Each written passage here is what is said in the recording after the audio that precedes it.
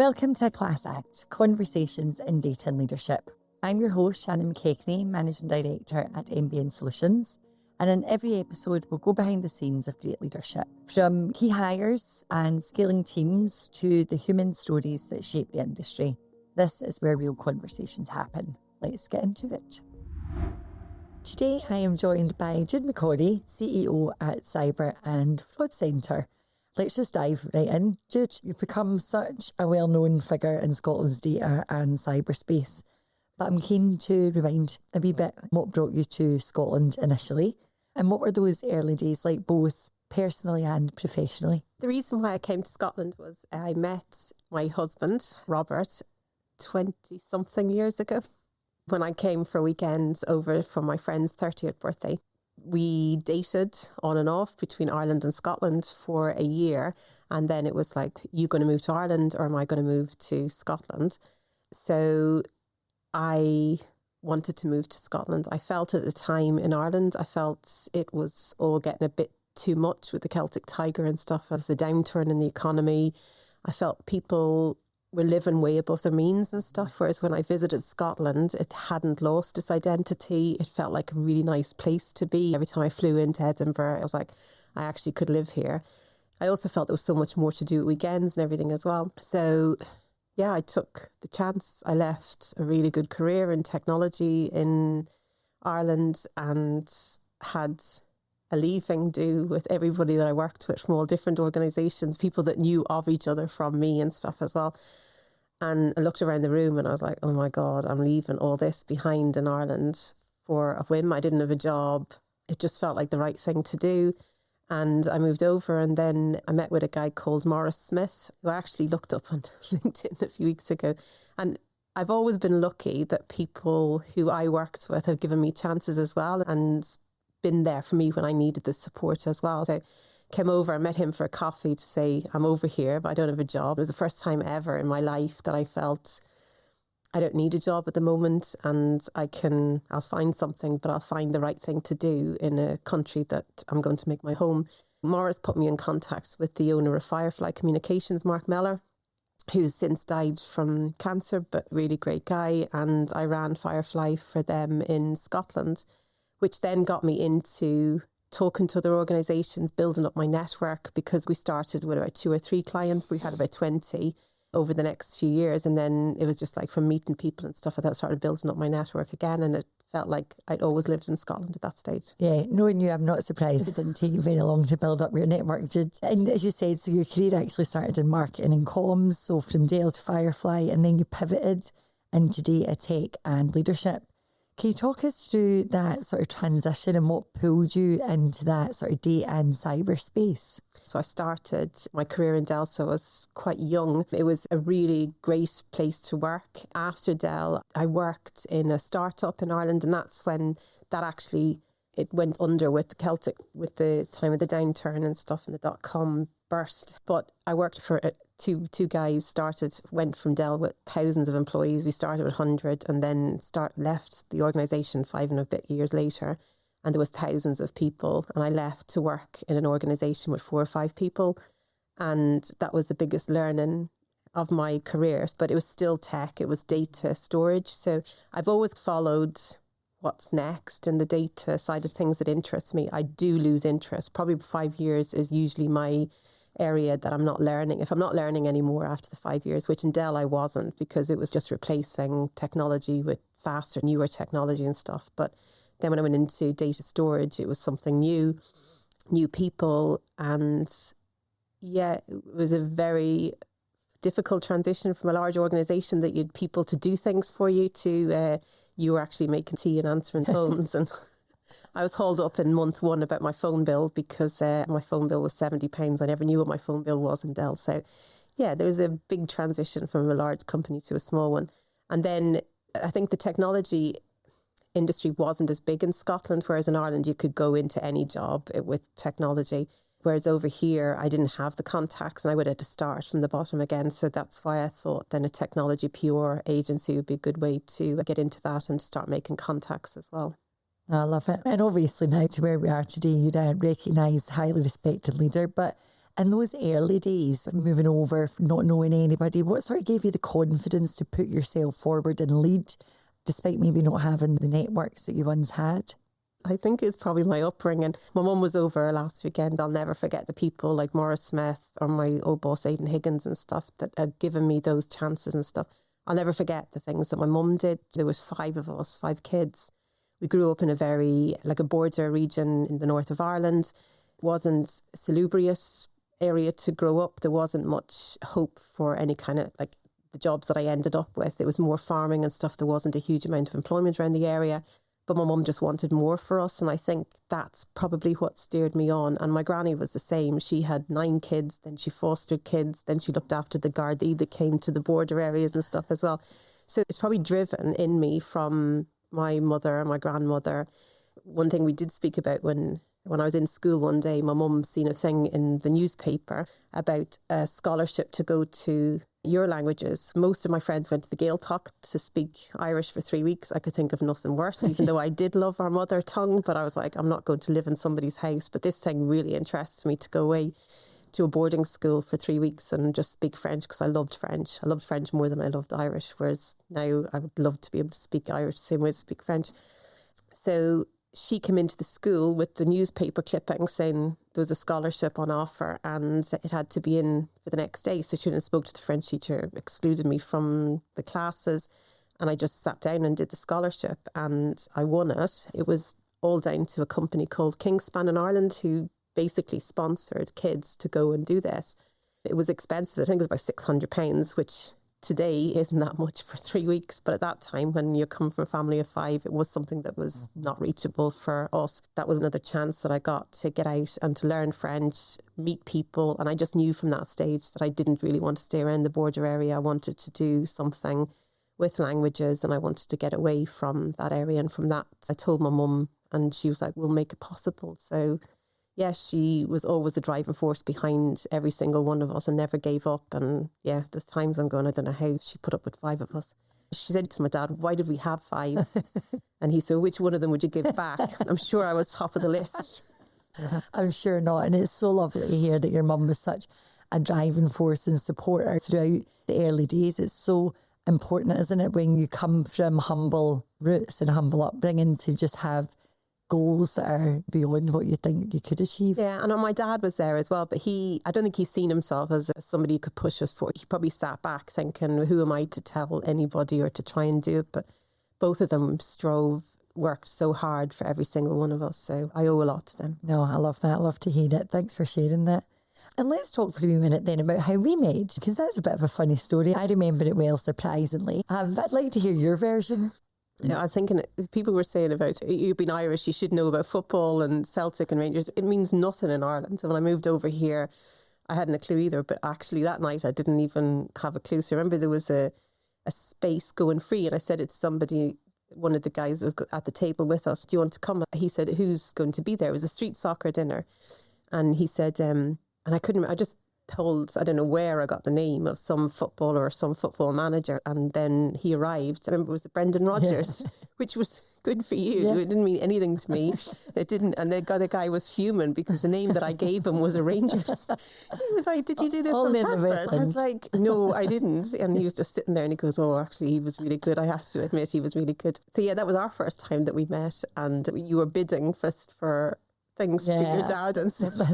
It's normally what happens in a bidding situations. I forget that you have to pay for it, so it feels a little bit like a game to me until they come over with the pen and paper and the card machine. And one other thing that I meant to say about that night is we had Declan Doyle, who was there, one of the guys that worked. He's gone on to Social Security Scotland. He worked for us for a few years. And you asked him, was I his mum? So I will get you back. He looked so young though.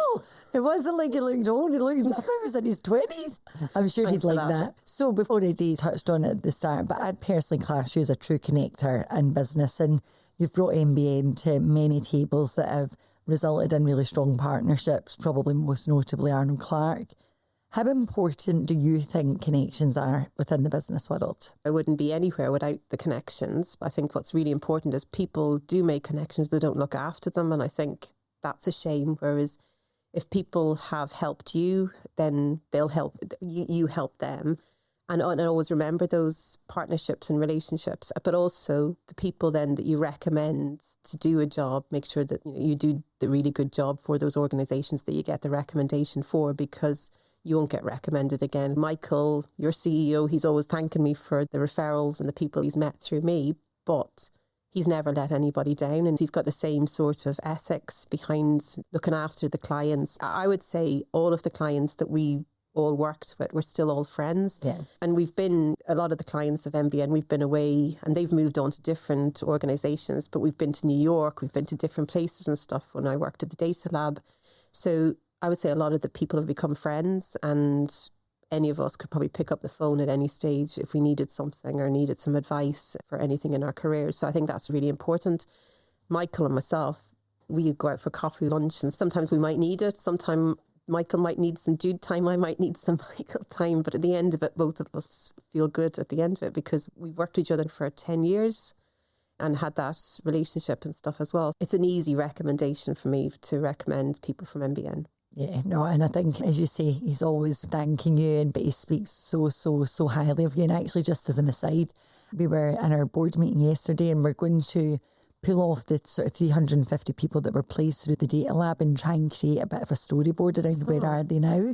So we'll definitely share that with you, because I think that'd be really interesting to look all these years on and try and map out where these people's careers have taken them for the work that went into that back in the day. So we'll definitely share that with you. Oh, that'd be really good. And also all the inward investment companies that come in as well, that MBN helped out as well to build out their workplace. And people like Ed I always call Ed from Medano. He's not Ed from Medano anymore, Ed from Tomorrow. And he's still a great friend of both of ours as well. So I'm going on to do amazing things again with Tomorrow. So yeah, I think it's great that you can maintain the friendships. And as I go on to talk about it, a lot of the time, business relationships, or the relationships you forge through business, go much deeper than you'd expect. How do you think the relationships that you've built over the years have actually impacted your leadership style? I think people know what they'll get from me. They know what to expect. They know that there's boundaries. They know that there's non-negotiables, anything to do with the ethical way of dealing with people. They know that that's never going to be pushed. And if it is, then that's when we walk away. When people treat people badly, then that's a non-negotiable. So people know I'm very much like my dad as well. I expect people to be good to people. Yeah, good values at heart. I think that's really important. And so you've led the Data Lab's growth, you've steered SBRC through crisis, and now you head up the Cyber and Fraud Centre. What do you think it takes to lead in really high stakes, constantly evolving environments like those that I've just mentioned?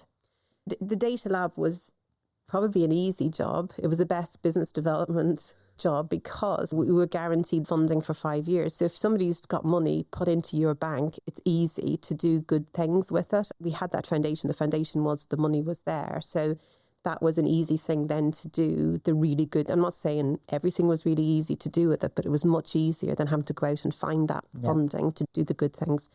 I did get a bit of a shock when I took over as CEO of SBRC at the time, which is now Cyber and Fraud Centre. When his first day in the job, I sat down with Ken Russell, who was on our board, and our finance person, and we didn't have enough money to pay the wages at the end of the month. So that was quite humbling. I didn't tell my husband that as well, that I'd left a job with what needs to be shared. A guaranteed job that I might not have a job at the end of it. It might be the shortest time as a CEO ever. But when I looked around the team, I was like, we can't let this go. The other thing that happened that week was when everybody was sent home for COVID, for lockdown. So that was my first week as a CEO. The country was in bits. The organisation was in bits. I was in bits. I was like a baby, waking up every few minutes, crying at night, going, what the hell have I done? But we got there. And I think it was probably that resilience as well.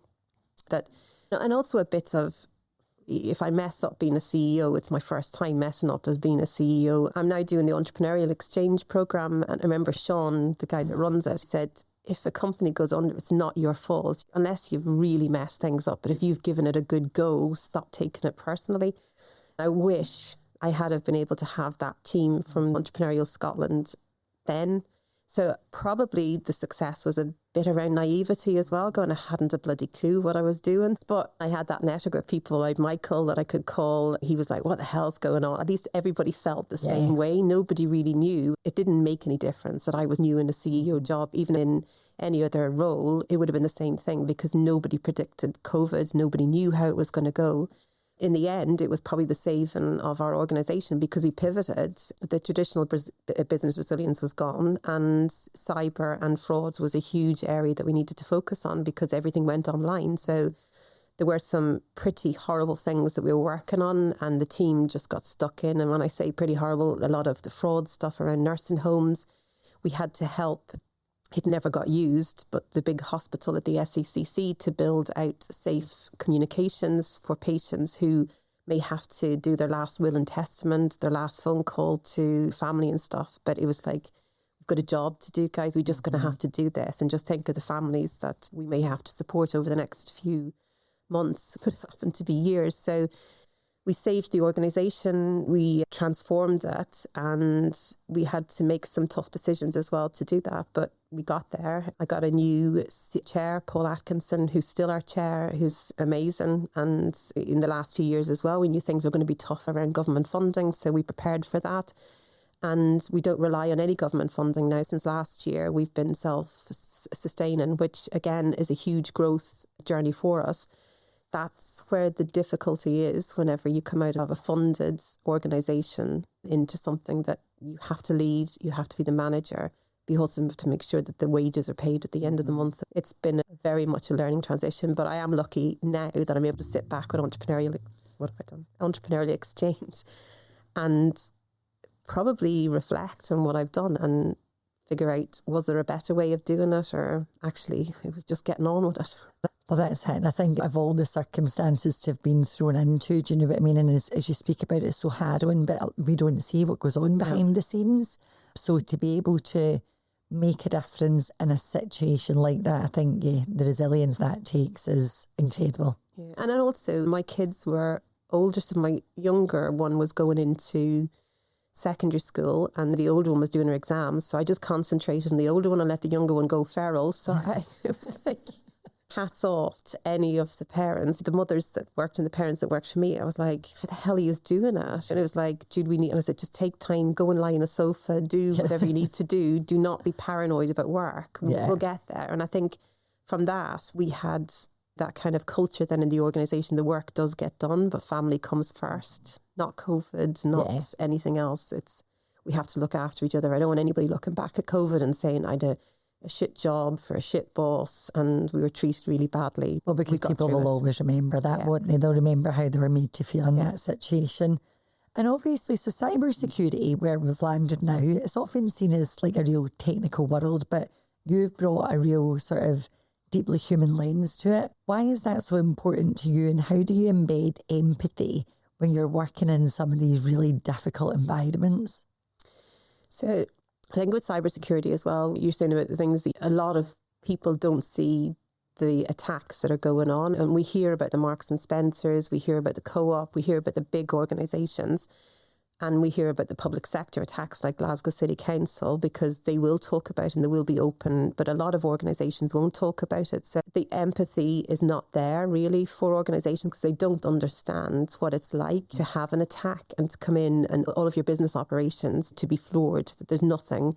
You're back to pen and paper, you're back to mobile phones.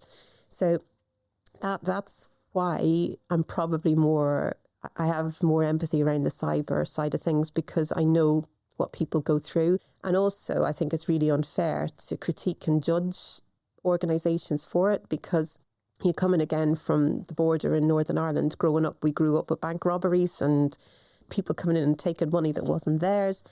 And I see similarities to that. This is a criminal offence, and the bank robberies were treated like a criminal offence. So the banks were closed down, the staff got support, they got mentoring and stuff. Whereas a cyber attack, it's like, no, it's business as usual. So Arnold Clark, for example, when they had their attack, they still had to be able to sell cars. And how do they do that? And how do they know what kind of cars they've got? How do they know what cars are in for servicing, for hire? People coming in on holidays for Christmas and stuff as well.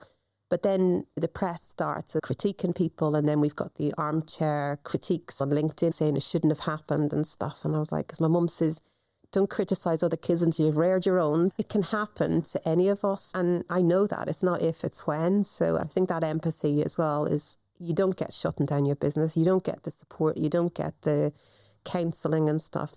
Bigger organisations can probably do that, but the smaller organisations, it's all hands to the pump and just try and get the business back up and running again. Yeah, and I think that's the deeply human lens that you bring to it, isn't it? And I've seen some of the comments on LinkedIn and some of the conversations that you get into to try and help people understand or correct people that don't see what's going on and also don't see the impact that this has on people. Do you know, it's sleepless nights, it's a lot of stress for the people that are involved, and it's not just business is people, and it's the people who are running these businesses. Yeah, and also when it's attacks on public services like Dumfries and Galloway, people's medical data, the HSE attack in Ireland. My dad at the time was in hospital with Parkinson's, and we helped out the HSE because it was the same criminal gang, Conti, that attacked SEPA at the time. So we were able to give some intelligence and get the team that worked with SEPA onto the HSE as well. HSE said at the time, they were like, thank you so much. It was an hour of their time getting the whole team of our guys and the police and NCSC and stuff as well involved. They said we knew it was bad,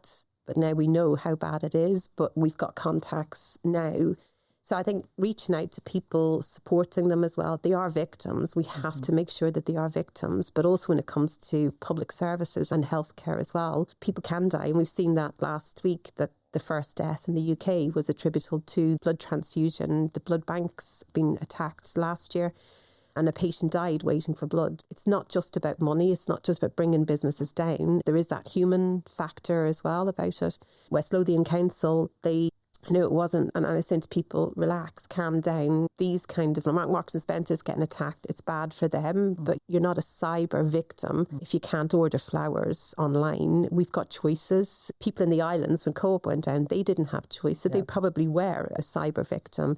West Lothian Council, hats off to them as well for their education system went down the weekend before all the exams, but my child included, they all got doing their exams, and I was the bearer of bad news to my daughter, who texted me saying, West Lothian Council have had a cyber attack, we don't have to do our hires. And I was like, sorry about that, but I've sorted that one. I didn't sort it. It's going ahead. It's brilliant, and I think it just shows that there's a real sort of innate within you sense of justice, and that really comes through in everything that we speak about and what you're involved in. So what would you say your leadership style is today versus maybe the Jude of sort of 10, 15 years ago, and how do you think it's changed over the years? I remember I had a 360 feedback session when I was in the data lab, and one of the comments was, I wish Jude paid as much attention to the people inside the organisation as she does outside. Wow. Yeah, and that, to Hard me, to take. that was really hard to take. And I was like, what's that supposed to be? Like, my job was head of business development marketing. So, why would people want me to be paying attention to them inside? And they should know what they're supposed to do and stuff. That was a real eye-opener to me. And I remember it was like Gail Creco, the person, she was like, but people do want to spend time with you. They want to learn. They want to know about how you came, how you did something. Is there a quicker way of doing it? And then sometimes I feel that younger people probably know better than us because they know a faster way of doing it. But that doesn't necessarily mean they still want your guidance, they still want your help and stuff as well. So I had to slow down. When I looked at myself, it was like I was on a train 100 miles away from everybody else, going off and doing things and then just saying, right, this needs to be done. And they're going, what the hell is she talking about? John Callagher always says about my emails, or whatever needs to be done is on the heading of the email. It's not inside of it.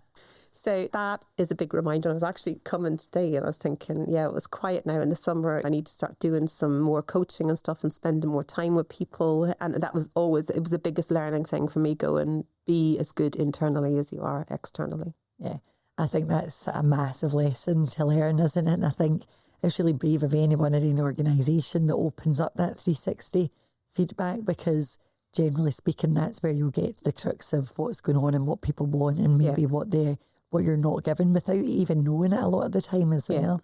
So you've sat on boards from Data Driven Innovation Initiative to Parkinson's UK, and you've really helped shape Scotland's resilience landscape, as we spoke about. When you look back over your career, what are you most proud of? My career, probably starting again whenever I came here, and also the work we did with UNICEF, setting up the data hub, the collaborative for children.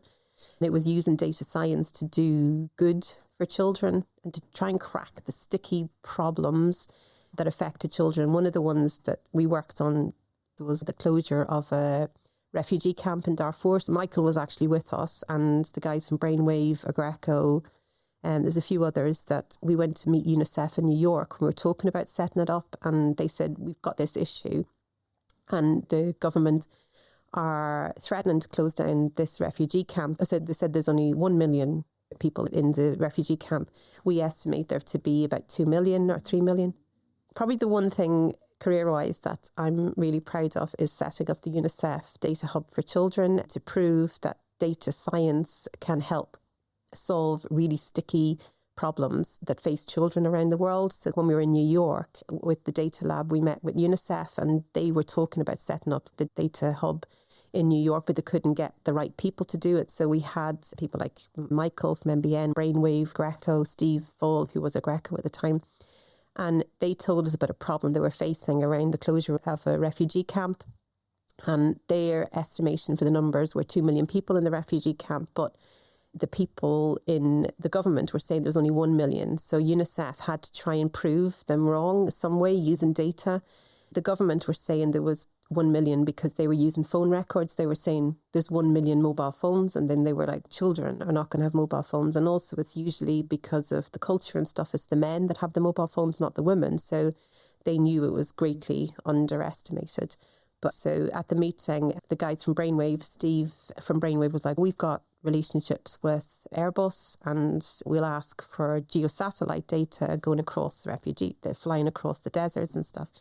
So within 6 weeks, we were able to give them data from Airbus, and some of the data scientists then worked on it from the geosatellite data to basically pixelated images to say that there were near enough 2 million people. So they couldn't then close down the refugee camp, which then solved and basically stopped a humanitarian crisis that year in Darfur. So that was a very quick way of us. There was no delving into personal data. There was no names. There was nothing. It was just using geosatellite data to stop a humanitarian crisis. So I think bringing the people together to do that really was probably one of the highlights of my career. I think as you get older, and now I've got 2 kids, the thing that I'm probably most proud of is my 2 girls. I couldn't be prouder. I remember, again, on the entrepreneurial exchange thing, we were talking about what do you want? What do you want from life? And one of the guys was with me. He says, I want kids that aren't arseholes.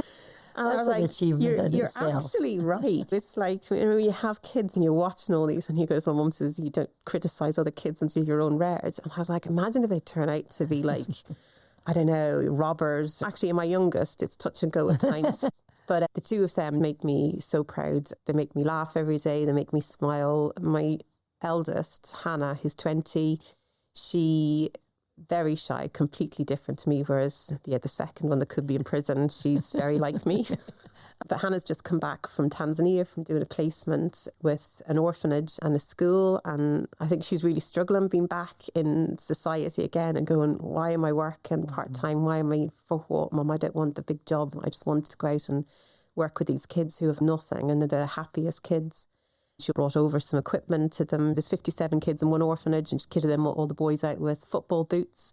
Went to the market to buy more because she didn't have enough. And art supplies, she said she was doing this thing with a tree, cutting out their hands and stuff, but they had no scissors. So she should go back and get her first aid kit. She had money saved, and I think she said her spending money each week was about £40, and that was going out and having beers, really good food. She went off to Zanzibar. She had those kind of trips paid for before. She had money saved from working in Buzzworks, and she works there and all the different restaurants, goes around different places. But she's down at South Queensferry now. And they gave her the time off and everything to do it. She's like, I've worked really hard, I've got the money.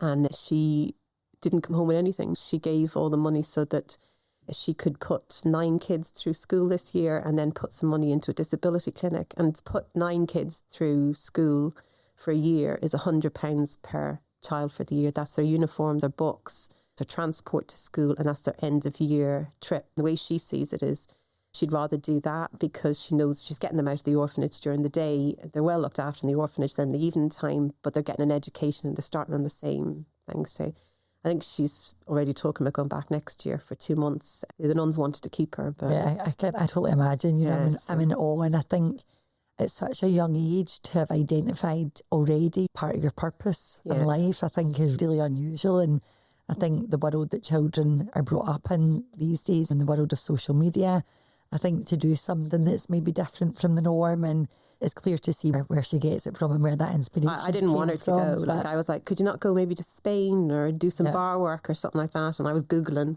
snakes in Tanzania and showing her, and I said, you're going to have to get boots. And she said, you know what, Mum, I've lasted 5 weeks out there and I've never seen one snake. So all the things that mother would worry about. And I can totally see why you'd be so proud of both your daughters. And any time I'm in your company was a huge chunk of the conversation. So I'm not surprised. They've got wonderful parents. Oh, thank you. You've inspired and you've mentored many leaders coming through the data, digital and cyberspace. What's one piece of advice you wish you had earlier in your career and you share with others? Early in my career, I think what I did, look, Hannah, I'm probably jealous of what Hannah's done now. She's travelling, she's taking the time out. But again, I probably couldn't afford it in Ireland. You had to pay for all your education, you had to pay for your university fees and all that. I would say if you get the chance to travel, do it. If you get a chance to take a year out before you go to university, do it. She took a year out as well because she did all of her exams through COVID. And I was like, do you really want to start university, start that life again? Our university days were very different to what theirs was. So she took a year out. She got on to the Scottish team for weightlifting. She got her part-time job down in Buzzworks and stuff. And you can do so much more with that year than just starting straight into university. I told her to get your place the year that you're doing it and then make sure then if you're going to take that year out. My biggest thing as well is not working somewhere else abroad. What I should have done when I worked for Dell was taken that opportunity maybe to go to Australia and work there or New York. Every time I go to New York, I was like, I should have worked over here. John Callaghan that works with me, he's going to still never too late, Jude. And I was like, no, I'm too old now to do something like that. But yeah, just take opportunities, go and do it. There's a book called Feel the Fear and Do It Anyway. So yeah, just go and do it. I think that's great advice. We just never know the moment. Life is too short and you'd rather wake up with regrets of things you did do than things that you didn't do. So I totally agree wholeheartedly. So you've had an amazing journey. We've covered lots of it today, but what's next? What's next for you, Jude, and what's exciting you at the moment?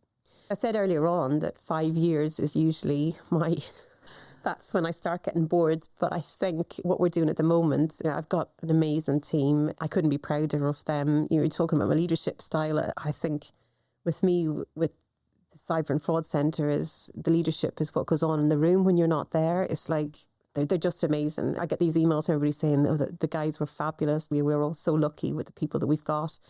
We set up the charity last year for individuals affected by fraud. Again, that empathy probably side bit as well. There wasn't much that we could do for people, but we knew there was a huge issue around people getting caught with fraud, by money not being returned by the banks and stuff. So we've got that set up.